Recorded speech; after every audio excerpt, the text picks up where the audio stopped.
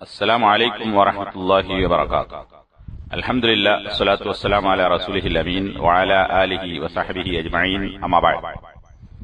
ഇബ്രാഹിം നബിയെ കുറിച്ച് പറയുന്നിടത്ത് ഇന്ന ഇബ്രാഹിമ കാന ഉമ്മത്തൻ ഖാനിതൻ ലില്ലാഹി ഹനീഫൻ വലം യകു മിനൽ മുശ്രിക്കീൻ. ഇബ്രാഹിം നബി ഹനീഫാൻ, മുശ്രിക്കുകളിൽപ്പെട്ടവനായിരുന്നില്ല. അൽ മുൻഹരിഫു ഖസ്ദൻ അനി ശിർകി ഇല തൗഹീദ്, ശിർക്കിൽ നിന്ന് തൗഹീദിലേക്ക് ഉദ്ദേശപൂർവം മാറിയവൻ എന്ന് പറഞ്ഞാൽ ഒരു ശിർക്കും ചെയ്യാതെ തൗഹീദിലേക്കും അള്ളാഹു അല്ലാത്ത ആരാധ്യരിൽ നിന്ന് ഏക ആരാധ്യനായ അള്ളാഹുവിലേക്കും ചാഞ്ഞവൻ എന്നാണ് ഹനീഫ് എന്നതിന്റെ അർത്ഥം. ഇബ്രാഹിം നബി ഒരിക്കലും മുശ്രിക്കുകളിൽ പെട്ടവനായിരുന്നില്ല എന്നുകൂടി അള്ളാഹു സുബ്ഹാനഹു വ തആല വിശേഷിപ്പിച്ചതിൽ നിന്ന് തൗഹീദിന്റെ സാക്ഷാത്കാരം ഇബ്രാഹിം നബി അലൈഹി സ്വലാത്തു വസ്സലാം പൂർത്തിയാക്കി എന്ന് മനസ്സിലാക്കാൻ സാധിക്കും. രണ്ടാമത്തേത്, ഷിർക്കിൽ നിന്നും ഷിർക്കിന്റെ ആളുകളിൽ നിന്നും അള്ളാഹുവിന് പുറമെ ആരാധിക്കപ്പെടുന്ന ആരാധ്യ വസ്തുക്കളിൽ നിന്നും ഇബ്രാഹിം നബി അലൈഹി സ്വലാത്തു വസ്സലാം പൂർണ്ണമായും ഒഴിവായി അവരുമായി യാതൊരു ഉറ്റ ബന്ധവും വലാവും പുലർത്തിയില്ല. മറിച്ച് പരിപൂർണമായ ബറാഅത്ത്, ബന്ധവിച്ഛേദനം ഇബ്രാഹിം നബി അലൈഹി സ്വലാത്തു വസ്സലാം നടപ്പിലാക്കി. സൂറത്ത് മറിയമിലെ 48-ാമത്തെ വചനത്തിലും സൂറത്തുൽ മുംതഹിനയിലെ 4-ാമത്തെ വചനത്തിലും ഈ കാര്യം അല്ലാഹു സുബ്ഹാനഹു വ തആല പഠിപ്പിച്ചിട്ടുണ്ട്. സൂറത്തുൽ മുംതഹിനയിൽ ഇബ്രാഹിം നബിയിൽ നിങ്ങൾക്ക് മാതൃകയുണ്ട്, അതെന്തുകൊണ്ട് എന്ന് വിശദീകരിച്ചുകൊണ്ട് അക്കാര്യം പറഞ്ഞിട്ടുണ്ട്. ഈ രണ്ട് കാര്യങ്ങൾ ഉള്ളതുകൊണ്ട് തന്നെയാണ് ഇബ്രാഹിം നബിയെ ആദർശ പിതാവായി മില്ലത്തു അബീക്കും ഇബ്രാഹിം, നിങ്ങളുടെ പിതാവായ ഇബ്രാഹിം എന്ന് സൂറത്തു ഹജ്ജിൽ അല്ലാഹു സുബ്ഹാനഹു വ തആല വിശേഷിപ്പിച്ചത്. നാലാമതായി ഇബ്രാഹിം നബി അലൈഹി സ്വലാത്തു വസ്സലാമിനെ കുറിച്ച് അല്ലാഹു പരിചയപ്പെടുത്തിയ സൂറത്തുൻ നജ്മിൽ വ ഇബ്രാഹിമല്ലദീ വഫ. വഫ എന്ന് പറഞ്ഞാൽ പരിപൂർണമാക്കി, പരിപൂർണമായി നിർവഹിച്ചു എന്നാണ് അർത്ഥം. ഇബ്രാഹിം നബിയെ അല്ലാഹു പരിചയപ്പെടുത്തുന്നത് അല്ലദീ വഫ, അല്ലാഹു ഏൽപ്പിച്ച ഉത്തരവാദിത്തങ്ങളും ബാധ്യതകളും അതുപോലെ തന്നെ വിശ്വാസപരവും കർമ്മപരവുമായ കാര്യങ്ങളും എല്ലാം പൂർത്തീകരിച്ചവൻ. അപ്പൊ ഇത് വളരെ ശ്രേഷ്ഠമായ ഒരു പദവിയാണ്. പരിപൂർണമാക്കിയവൻ എന്ന ഒരു പദവി ഇബ്രാഹിം നബിക്ക് അള്ളാഹു നൽകിയിട്ടുണ്ട്.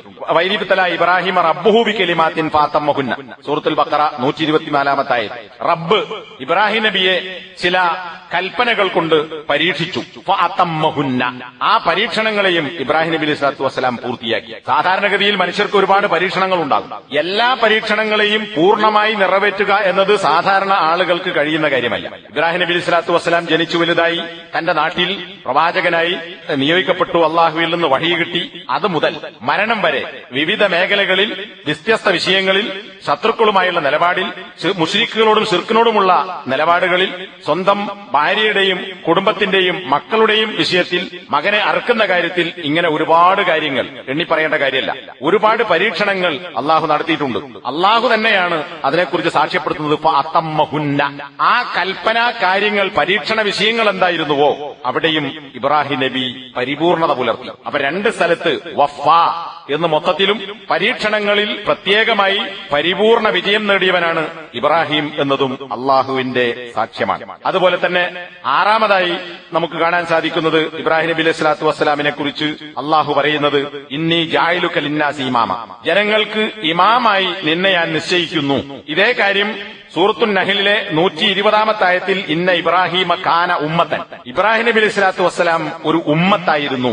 ഇവിടെ നമ്മുടെ നാട്ടിൽ മലയാളികളായ ചില ആളുകൾ പ്രസംഗിക്കുമ്പോൾ ബലിപെരുന്നാളിലും മറ്റു പല ഖുതുബകളിലും ഇബ്രാഹിം നബിയുമായി ബന്ധപ്പെട്ട വിഷയത്തിലും സംഘടനാപരമായ കാര്യങ്ങൾ പറയുമ്പോഴുമൊക്കെ അർത്ഥം നൽകാറുള്ളത് ഇന്ന ഇബ്രാഹിമ കാന ഉമ്മത്തൻ, ഇബ്രാഹിം നബി ഒരു ഉമ്മത്തായിരുന്നു. ഉമ്മത്ത് എന്ന് പറഞ്ഞാൽ സാധാരണ ആളുകളുടെ മനസ്സിലേക്ക് വരുന്നത് സമുദായം എന്നാണ്. അപ്പൊ ഇബ്രാഹിം നബി ഒരു വ്യക്തിയാണെങ്കിലും ഇബ്രാഹിം ഒരു സമുദായമായിരുന്നു എന്ന് പറഞ്ഞാൽ ഒരു സമുദായം ചെയ്യുന്ന, എന്നിട്ട് പിന്നെ അത് സംഘടനയിലേക്ക് കൊണ്ടുപോകും. ഇബ്രാഹിം ഒരു സമുദായമായിരുന്നു, ഇബ്രാഹിം നബി ഒരു സംഘടനയായിരുന്നു. ഒരു ഉമ്മത്തിന്, ഒരു സമുദായത്തിന് അല്ലെങ്കിൽ ഒരു സംഘടനക്ക് നിർവഹിക്കാൻ കഴിയുന്ന കാര്യം ഇബ്രാഹിം നബി നിർവഹിച്ചു. അതുകൊണ്ടാണ് ഇബ്രാഹിം നബിയെ കുറിച്ച് ഒരു വ്യക്തി എന്നതിനപ്പുറം ഉമ്മത്ത്, സമുദായം എന്ന് അള്ളാഹു പറഞ്ഞത് എന്നൊക്കെയുള്ള സ്വന്തം വകയായുള്ള വ്യാഖ്യാനങ്ങളും വിശദീകരണങ്ങളും നമുക്ക് കാണാൻ സാധിക്കും. മറിച്ച് ഇബ്രാഹിം നബി ഉമ്മത്തായിരുന്നു എന്ന് പറഞ്ഞാൽ സൂറത്തുൽ നഹ്ലിൽ പറഞ്ഞതിന്റെ അർത്ഥം സൂറത്തുൽ ബഖറയിൽ അള്ളാഹു പറഞ്ഞിട്ടുണ്ട്. എന്താണ്? ഇമാമൻ. അപ്പൊ ഉമ്മത്ത് എന്ന വാക്കിനർത്ഥം ഇമാം എന്നാണ്. അതിന് മുഫസ്സിറുകൾ നൽകിയിട്ടുള്ള അർത്ഥം ഹുവ അൽ ഇമാമുൽ ജാമിഉ ലി ഖിസാലിൽ ഖൈരിൽ ലദീ യുഖ്തദാ ബിഹി, പിൻപറ്റപ്പെടാൻ പറ്റുന്ന, മാതൃകയാക്കാൻ പറ്റുന്ന ഖൈറിന്റെ, നന്മയുടെ സ്വഭാവങ്ങളെ മുഴുവൻ ഒരുമിച്ച് കൂട്ടിയ നേതാവ് എന്നാണ്. അപ്പൊ ഇമാം എന്ന് പറഞ്ഞാൽ പിൻപറ്റപ്പെടുന്നവൻ എന്നാണ്. പള്ളിയിൽ നിസ്കരിക്കുന്ന ആൾക്ക്, ഇമാമത്ത് ആൾക്ക് ഇമാം എന്ന് പറയുന്നു. കാരണം എന്താ, അയാളെ പിൻപറ്റിക്കൊണ്ടാണ് ബേക്കിൽ നിൽക്കുന്ന ആളുകൾ നമസ്കരിക്കുന്നത്. ഒരു സംഘത്തിന്റെ, ഒരു സമൂഹത്തിന്റെ, ഒരു രാഷ്ട്രത്തിന്റെ ഇമാം എന്ന് പറഞ്ഞാൽ അയാളുടെ കൽപ്പനകൾ പാലിച്ചുകൊണ്ട് സ്വീകരിച്ചുകൊണ്ട് അയാളെ പിൻപറ്റി നേതാവാക്കി എന്നർത്ഥം. ഇതേപോലെ ഇബ്രാഹിം നബി ഇമാമാണ് എന്ന് പറഞ്ഞാൽ മുത്തക്കികളായ ആളുകൾക്ക് സൂറത്തുൽ ഫുർഖാനിൽ നമ്മളൊക്കെ പ്രാർത്ഥിക്കേണ്ട പ്രാർത്ഥനയായി ഖുർആൻ പഠിപ്പിച്ച് നമുക്ക് കാണാൻ സാധിക്കും. ലിൽ മുത്തഖീന ഇമാമ, മുത്തക്കികൾക്ക് ഞങ്ങളെ ഇമാമാക്കണമേ എന്ന് പറഞ്ഞാൽ മുത്തക്കികൾക്ക് പിൻപറ്റാൻ പറ്റുന്ന, മാതൃകയാക്കാൻ പറ്റുന്ന ആളുകളാക്കണമേ ഞങ്ങളെ എന്നാണ്. അല്ലാതെ മുത്തക്കികളായ ആളുകളുടെ രാജാവാക്കണേ, അവരുടെ ഭരണം ഞങ്ങൾക്ക് നൽകണേ എന്നല്ല. മുത്തക്കികളായ ആളുകൾക്ക് പിൻപറ്റാൻ പറ്റുന്ന മാതൃകായോഗ്യനാക്കി ഞങ്ങളെയും ഞങ്ങളുടെ ഭാര്യാഭർത്താക്കന്മാരെയും മക്കളെയും ഒക്കെ മാറ്റണമേ. അപ്പൊ ഇബ്രാഹിം നബി അലൈഹി സ്വലാത്തു വസ്സലാം ലോകത്തുള്ള ആളുകൾക്ക് പിൻപറ്റാൻ പറ്റുന്ന മാതൃകായോഗ്യനാണ്. അതാണ് ഇമാം, അതാണ് ഉമ്മത്തും. ഇതുകൊണ്ടാണ് ഇബ്രാഹിം നബിയെ പിൻപറ്റാൻ വേണ്ടി അല്ലാഹു സുബ്ഹാനഹു വ തആല മുഹമ്മദ് നബിയോട് കൽപ്പിച്ചതും നമ്മോട് ആവശ്യപ്പെട്ടതും. ഇബ്രാഹിം നബിയെ ഇമാമാക്കുന്ന, മാതൃകായോഗ്യനായി സ്വീകരിക്കുന്ന ആളുകൾക്കുള്ള പ്രത്യേകതയും അത് തിരസ്കരിക്കുന്ന ആളുകൾ സ്വന്തത്തെ വിഡ്ഢികളാക്കുന്നവരാണ് എന്നൊക്കെ ഖുർആൻ പറഞ്ഞ കാര്യങ്ങൾ നേരത്തെ പറഞ്ഞത് ഇവിടെയും നമ്മൾ മനസ്സിലാക്കുക. അപ്പൊ ഇബ്രാഹിം നബി ആളുകളുടെ ഇമാമാണ്. നീക്കേണ്ട ഒരു തെറ്റിദ്ധാരണ, ഉമ്മത്ത് എന്നതിന് പല അർത്ഥവുമുണ്ട്. സമുദായം എന്നർത്ഥമുണ്ട്, ആദർശം എന്ന അർത്ഥമുണ്ട്, നിശ്ചിത കാലയളവ് എന്നർത്ഥമുണ്ട്. ഈ അർത്ഥത്തിലൊക്കെ തന്നെ ഖുർആൻ ഉപയോഗിച്ചിട്ടുണ്ട്. ഇവിടെ ഉമ്മത്ത് എന്ന് ഉപയോഗിച്ചത് ഇമാം എന്ന അർത്ഥത്തിലാണ്. ഇബ്രാഹിം നബിയെ കുറിച്ച് പറഞ്ഞെടുത്ത് ഇബ്രാഹിം നബി ഉമ്മത്താണ്, മാതൃകായോഗ്യനാണ് എന്ന് പറഞ്ഞതിന് ശേഷം തൊട്ടടുത്ത് അല്ലാഹു പറയുന്നത് ഖാനിതൻ ലില്ലാഹി. എന്തുകൊണ്ടാണ് ഇബ്രാഹിം നബി ഇമാമായത്, മാതൃകായോഗ്യനായ പുരുഷനായത്? അദ്ദേഹം ഖാനിതൻ ലില്ലാഹ്, അള്ളാഹുവിന് നമുക്കറിയാം ഖുനൂത്ത് എന്ന് പറയുന്നത് നമസ്കരിക്കുന്ന ആളുകളെ കുറിച്ച് ഖുർആൻ അത് ഉപയോഗിച്ചിട്ടുണ്ട്. അടങ്ങി ഒതുങ്ങി കഴിയുക, അള്ളാഹുവിന്റെ കൽപ്പനകൾക്ക് പൂർണ്ണമായി കീഴ്പ്പെടുക എന്നൊക്കെയാണ്. അപ്പൊ ഇബ്രാഹിം നബി അള്ളാഹുവിന് ഖാനിത്താണ് എന്ന് പറഞ്ഞാൽ ഖുനൂത്ത് ഓതുന്നവനാണ് എന്നല്ല. അൽ ഖാശിഉ അൽ മുതീഉ ലിറബ്ബിഹി ദായിമൻ, എപ്പോഴും തന്റെ റബ്ബിനെ അനുസരിച്ചുകൊണ്ട് ശരീരവും മനസ്സും അള്ളാഹുവിന് കീഴ്പ്പെട്ടവൻ. അതാണ് ഖാനിതൻ ലില്ലാഹ്. ഇത് ഇബ്രാഹിം നബിക്ക് അള്ളാഹു നൽകിയിട്ടുള്ള സവിശേഷതയാണ്. അതേ ആയത്തിൽ തന്നെ ഷാക്കിറൻ ലി അൻഉമിഹി, അള്ളാഹു ചെയ്തു തന്ന സർവ്വ അനുഗ്രഹങ്ങൾക്കും നന്ദിയുള്ളവൻ. എല്ലാവർക്കും നന്ദിയുള്ളവരാകാൻ സാധിക്കുകയില്ല. ചിലതിനൊക്കെ നന്ദി കാണിക്കും, ചിലർ പൂർണ്ണമായി എതിരാകും. പക്ഷെ ഇബ്രാഹിം നബിയെ കുറിച്ച് അള്ളാഹു നൽകിയ വിശേഷണം ഷാക്കിറൻ ലി അൻഉമിഹി, അള്ളാഹു ചെയ്തു തന്ന അനുഗ്രഹങ്ങൾക്ക് അള്ളാഹുവിനോട് നന്ദിയുള്ളവനായിരുന്നു ഇബ്രാഹിം നബി എന്നതാണ്. അതേ ആയത്തിൽ തന്നെ വജ്തബാഹു വഹദാഹു ഇലാ സിറാത്തി മുസ്തഖീം, ഇബ്രാഹിം നബിയെ അള്ളാഹു തെരഞ്ഞെടുത്തു. അതായത് പ്രവാചകനായി തെരഞ്ഞെടുത്തു, ഖലീലായി തെരഞ്ഞെടുത്തു, സിദ്ദീഖായി തെരഞ്ഞെടുത്തു. വഹദാഹു ഇലാ സിറാത്തി മുസ്തഖീം, മുസ്തഖീമായ വഴി, ചൊവ്വായ വഴിയിലേക്ക് ഇബ്രാഹിമിനെ അള്ളാഹു വഴി നടത്തി. അപ്പൊ ഇതൊക്കെ ഇബ്രാഹിം നബിക്ക് അള്ളാഹു ചെയ്തു കൊടുത്തിട്ടുള്ള കാര്യങ്ങളാണ്. ഇനി ദുനിയാവിൽ മാത്രമല്ല ആഖിറത്തിലും ഇബ്രാഹിം നബിയെ കുറിച്ച് അള്ളാഹു നൽകിയ വിശേഷണം സൂറത്തുൻ നഹ്ലിലെ ഈ പറയുന്ന 120-121 ആയത്തുകളിൽ വആതൈനാഹു ഫിദ്ദുനിയ ഹസന, ദുനിയാവിൽ ഇബ്രാഹിമിന് നന്മ നാം നൽകിയിട്ടുണ്ട്. വഇന്നഹു ഫിൽ ആഖിറതി ലമിനസ് സ്വാലിഹീൻ, ദുനിയാവിൽ മാത്രമല്ല പരലോകത്ത് ഇബ്രാഹിം നബി സ്വാലിഹീങ്ങളുടെ കൂട്ടത്തിൽപ്പെട്ടവനാണ് എന്ന ഒരു സർട്ടിഫിക്കറ്റ് കൂടി ഇബ്രാഹിം നബി അലൈഹി സ്വലാത്തു വസ്സലാമിന് അള്ളാഹു നൽകിയതായി കാണാം. സൂറത്തു തൗബയിലെ 114-ാമത്തെ വചനത്തിൽ അള്ളാഹു പറയുന്നു ഇന്ന ഇബ്രാഹീമ ലഅവ്വാഹുൻ ഹലീമുൻ.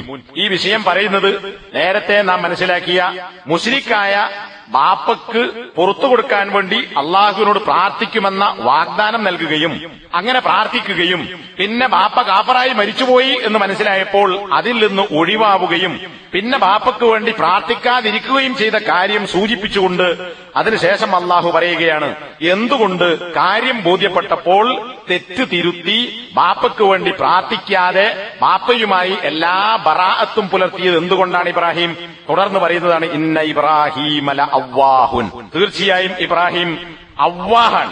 അവ്വാഹ് എന്ന് പറഞ്ഞാൽ മുതളർരിഉൻ ഇലല്ലാഹി ഫീ ജമീഇൽ ഔഖാത്ത്, എല്ലാ സമയങ്ങളിലും അള്ളാഹുവിന് വിനയത്തോടെ കീഴ്പ്പെടുന്നവൻ. അപ്പൊ ഞാൻ പണ്ടങ്ങനെ പ്രാർത്ഥിച്ചതല്ലേ, ഇനിയും അങ്ങനെ പ്രാർത്ഥിച്ചുകൂടെ, എന്നെ വഷളാക്കരുതേ എന്ന് ഞാൻ അള്ളാഹുവിനോട് പ്രാർത്ഥിച്ചിട്ടുണ്ടല്ലോ, ആ പ്രാർത്ഥന സ്വീകരിക്കപ്പെടുമല്ലോ, അപ്പൊ വാപ്പ രക്ഷപ്പെടുകയില്ലേ എന്നൊന്നും ഇബ്രാഹിം നബി ആലോചിക്കാൻ പോയില്ല. വാപ്പ കാഫറായി മരിച്ചുപോയി, അതുകൊണ്ട് കാഫറായ ബാപ്പക്ക് വേണ്ടി നീ പ്രാർത്ഥിക്കാൻ പാടില്ല. ബോധ്യപ്പെട്ടപ്പോൾ ലഅവ്വാഹുൻ, ഉടനെ ഇബ്രാഹിം നബി അലൈഹി സ്വലാത്തു വസ്സലാം അള്ളാഹുവിന്റെ നിയമത്തിന് കീഴ്പ്പെട്ട് തന്റെ പ്രാർത്ഥന ഒഴിവാക്കി.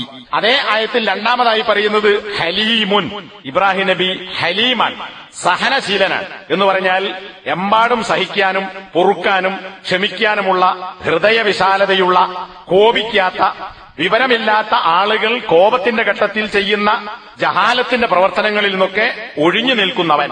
അതാണ്, വെപ്രാളവും കോപവുമില്ല, മറിച്ച് സഹനത്തോടും ക്ഷമയോടും കൂടി പെരുമാറുന്നവൻ. ഇത് ഇബ്രാഹിം നബി അലൈഹി സ്വലാത്തു വസ്സലാം നേരിട്ട പ്രയാസങ്ങളിൽ ഇബ്രാഹിം നബിക്കുണ്ടായ സഹനവും അതുപോലെ തന്നെ പരീക്ഷണങ്ങൾ നടപ്പാക്കാൻ അള്ളാഹു നിർദ്ദേശിച്ചപ്പോൾ അത് നടപ്പിലാക്കാൻ ഇബ്രാഹിം നബിക്ക് സാധിച്ചതുമൊക്കെ ഈ സഹനശീലം കൊണ്ടാണ്.